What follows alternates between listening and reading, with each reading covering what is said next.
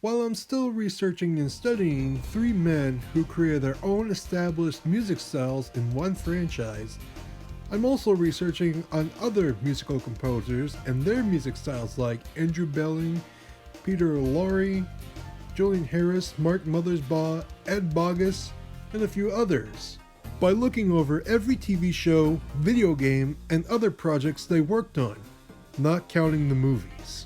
And while I'm still making the Barney and Friends Sound Funk collection a dream come true, all 3 volumes, if I made that clear, I think it's about time that these guys deserve the recognition too by having their own Sound Funk collections as well.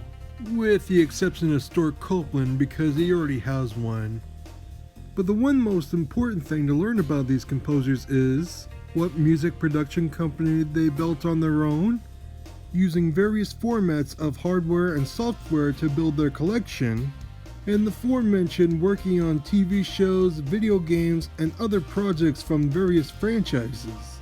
I would also like to give some huge shoutouts to the people who helped me out, even though it's limited to a few. We got Cart1146, aka Benjamin Adams, Rita CEC, Showtapes, and more, and most importantly, the mad genius behind the Spyro Sound Font collection is Jade. And when I first found out that he was the one who created that collection, I was definitely left with nothing else to say, because that is an absolute mind blower right there.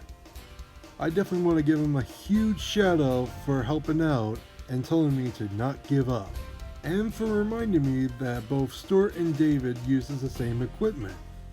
Well, that is true. I mean, they do share the same keyboard after all. I'm definitely looking for other people to help me out do all this research, so I want to thank those guys for helping out.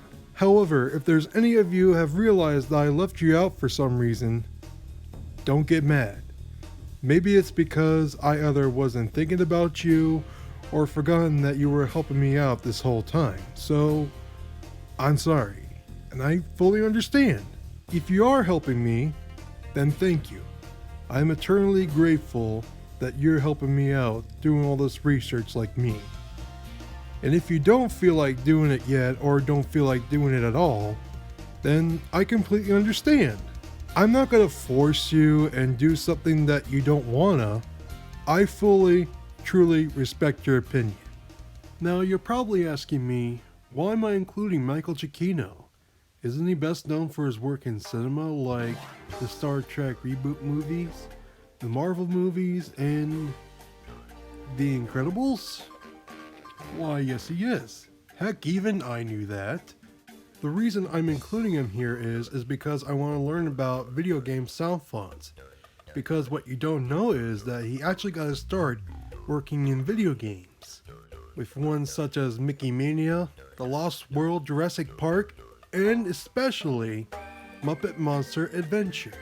I would definitely love to know each and every musical sample that he uses for the levels, not counting the boss battles because those were done with actual orchestrations. And if you ask me to include the musical samples from Maui Mallard in Cold Shadow, then I guess I can accept. And to be honest with you, I never really grew up with that game. And if you did, then cool, more power to you. And to end off this video, I would like to show you a huge list of every format of hardware and software, down from each keyboard, synthesizer, sample rack, and CD-ROM. Make sure to pause the section of this video and see which one of them are. Make sure you get some writing paper and a pencil to write them all down. If any of you guys out there have any of those when you first got them, or haven't seen them in a while, just tell me what they are and what samples they are in the comments below, or on my blog on fandom at Electronic Music Wiki. After that, you're going to be seeing one of the samples that the composers use while working on, well, you get the picture. Well, many of them resembles the fonts of their names, so you'll understand what I'm talking about after this. So, I hope you enjoyed this video, and I'll see you next time.